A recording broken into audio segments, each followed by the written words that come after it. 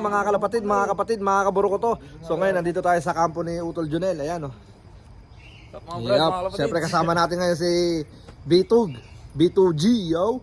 Bali ito nga pala yung isa sa mga nag-tweet na dito sa pag-iibon. Dahil kasi yung mga ibon niya kinakain ng mga ng mga hawk. So ito kasi may pusong mamon, maramdamin pagka namamatayan na masakit sa kanya. So nag-decide na siya mag-quit dahil tol, ikwento mo muna yung mekli mong karanasan sa pag-iibon. Masakit lang pag you put your time and effort. Pero kung nawala ng mga ibon mo, masakit rin na. Naiiyak na. Okay, so tapusin niya na yan. So ayun nga, kaya nag-quit na siya. So ngayon nandito tayo sa kampo ni Utol Junel. Yan. Grabe, ang ganda ng pagkakagawa niya sa kanyang sa kanyang loop, tingnan nyo. Yan. Ito yung dati. Tapos ito yung dinuktong niya. Grabe oh, lupit. Tara tingnan natin. Bali gaano mo ba katagal mo na ginawa yan? 3 months yata. Ito 3 months. Ito 6 months to, di ba? Oo, 6 months. Kasi busy tayo sa Kasi trabaho. Kasi sobrang busy niya nung nagsisimula pa lang siya. Tapos ito 3 months.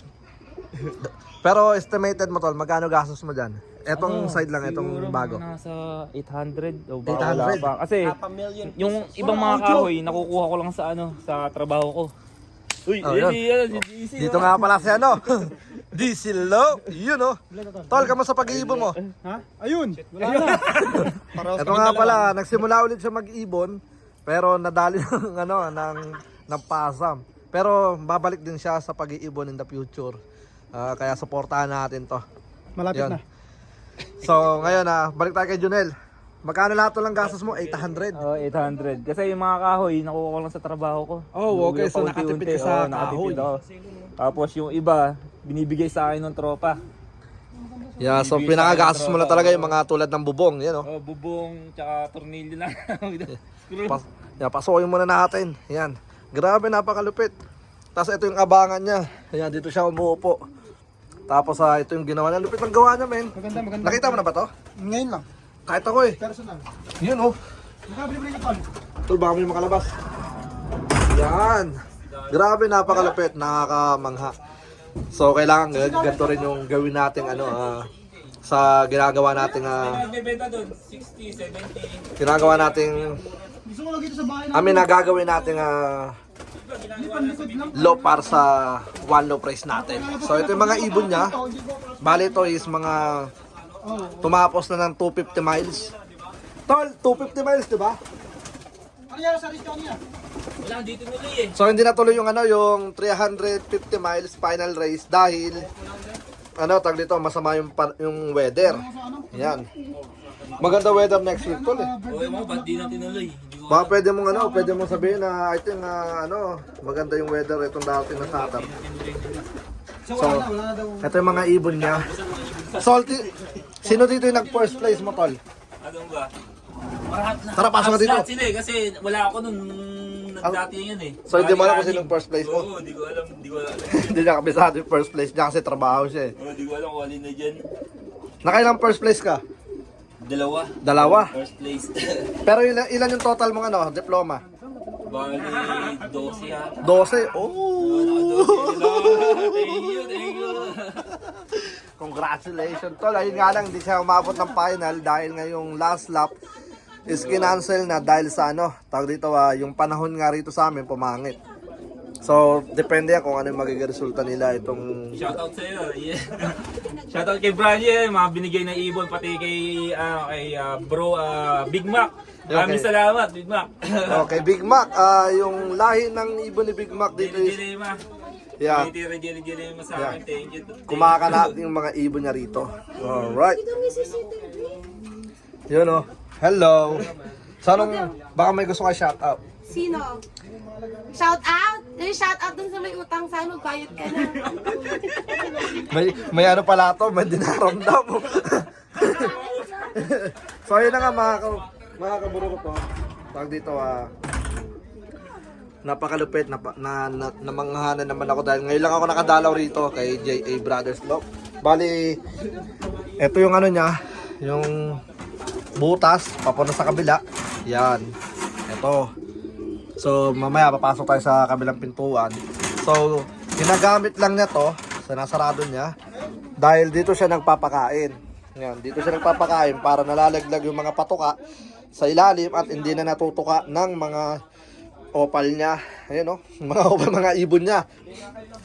3 pala opal mo, tol. Oh, tanga, yan yung galing sa'yo. Ibinalik ko lang 2 beses. Ang ganda ng pagka-opal niya, men. Binalik ko ng 2 beses. Yeah. Ang ganda ng mga ano nila. Yan yung lumilipad ng gabi. Oo, yung isa dyan. Ang kapares niya si White Tiger natin. Lumipad sila ng gabi kasi nga tag dito nagpalit ako ng trapdoor. Tapos ayaw nilang pumasok hanggang sa inabot sila ng gabi. Pinipilit ko silang hulihin pero yun, mailap, sobrang ilap. Tapos rumuronda sila ng gabi, nakakamangha. Ganda ng mga ano niya oh. Yan oh. Hen. Ililipad niya to ng old bird. So good luck. May red bar pa siya. Tol, kung sakasakaling may mag-PM sa akin na magtanong kung meron ka bang ina-out. Meron ka bang ina-out? Okay, out ko rin lahat yan. Akala ko lalaro ka ng Hindi, ayun, pagkayari. overrace. Ng old bird, i-out ko rin. Tapos breed ako rin ng panibago. Hindi, kasi ang old bird kailangan lumipad na talaga ng malayo eh. Oo. So, kung sakasakaling may mag-PM, mag-out ka ngayon? O hindi pa? Hindi pa ngayon. Hindi pa ngayon. Hindi pa ngayon. Pero di ba may mga late hatch ka dyan? Dami kong late hatch. So, meron siyang late hatch. Pwede kayong mag-PM about sa late hatch.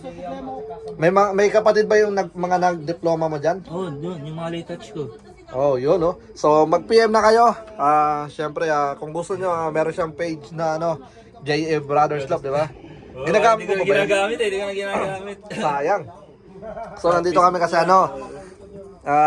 nagpainom siya dahil meron sana kaming tag dito final race today sana na na-cancel. Pero tinuloy pa rin yung celebration. Yeah. Mamaya tingnan natin yung kanyang trophy.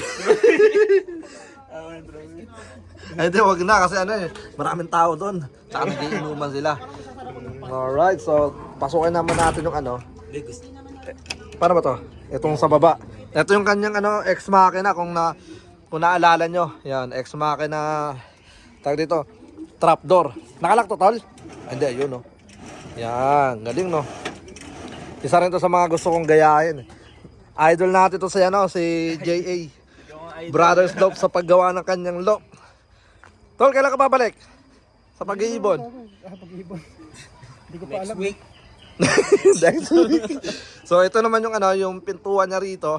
Sali ako alam Yan. Oh, sali ako alam. Next year. Ayun oh. Grabe, napakalinis dito. Tingnan nyo naman oh.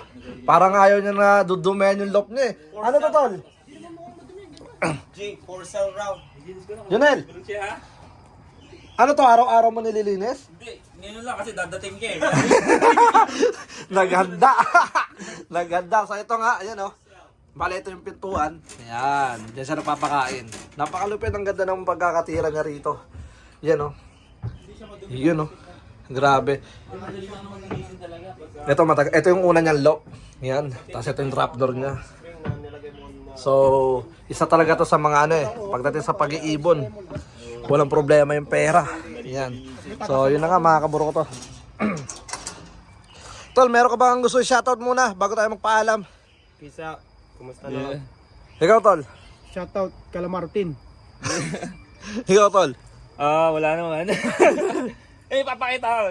Tingnan mo, totoo mo dito. Oh, may papakita mo na, may papakita. Yan. Sasayaw siya, sasayaw. Sila, ito lang. Alam na nila pagka matutulog. Pagka bubuksan na. Oo. Sige nga, tingnan na. So, pagka binuksan na yung pintuan, Dito ka. eto, nakita ko na. Oh, yus, mukhang talaga. Tag dito. Maamo parang aso ko man. Maamo to, parang ayos, ang lupit ng pagkakagawa niya. Oh. Ang pagkakatraining niya sa mga ibon niya. Nakaset na talaga, no? Natag dito. Na matutulog na sila. Grabe, kanya-kanya, oh. Yun. Isa yan sa mga one of the best na dapat nyo matutunan. Kung paano nyo mapapasunod yung mga alaga nyo. Yan. Kanya-kanya na sila. Ito naman si Scooby-Doo. Philippine Walang tawag-tawag. Yeah, walang tawag-tawag. Ito yung Philippine namin, Scooby-Doo. Yung buhay buhay na alamat na si Palito. Mga paitlugan. Tol, may tanong pa ako. Paano mo nagawa yon? Ewan ko, di ko rin alam Kinakausap niya eh. yung ibon niya everyday. Di ko rin alam eh. Basta kung saan na lang silang natuto, ewan ko ba? Di ko rin alam. See, mas magmamahal yan. Di nyo na ano. Di ko na alam. Basta pakain, ganun lang. Pakain. Yan sa pagkain. No? Tingnan nyo, ubos eh. Kain dyan, tapos pasok na sila. Yo. Tapos wala ng tubig, bukas na sila inom. Oo, bukas na, tatanggalin ko na yung tubig. Basta malagi malinis yung tubig, yun lang. Yun o. Ano nga pala sekreto mo? Like, anong vitamins ginagamit mo? Mga supplement or what man? Oregano, tapos hinahaluan ko ng bawang. Oh? Yun Eh, ikaw to. Sibuyas, pati kamatis. Bukas na may toyo. Organic lang mga tol. So yun na nga, bali, abangan nyo yung next na vlog namin. Doon naman tayo sa kanyang sa kanyang mga breeder. Alright, so hanggang sa muli. Ako nga po pala uli si Brown G. Kasama natin si DC Lo, J.A. Brothers Lo, and Lito. Ay, Bitog. Peace out.